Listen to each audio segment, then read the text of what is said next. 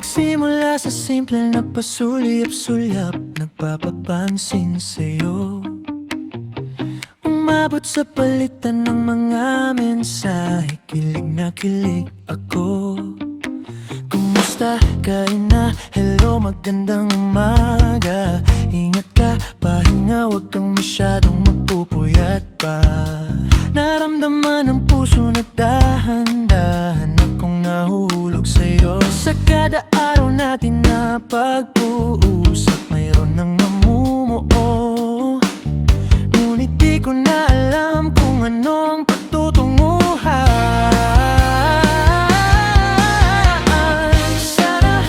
Sana naman ay mapagbigyan na at nang mapakinggan ang tibok ng puso kong sa'yo lang naramdaman ng tunay na kaligayahan.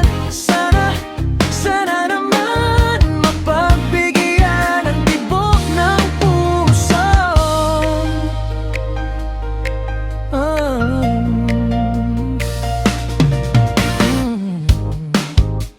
Ngunit biglang katahimikan, wala namang matandaan na sabi, baka sakaling ika'y aking nasaktan.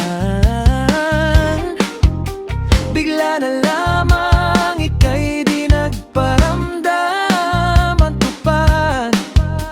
Pinagsawaan o may ginagawa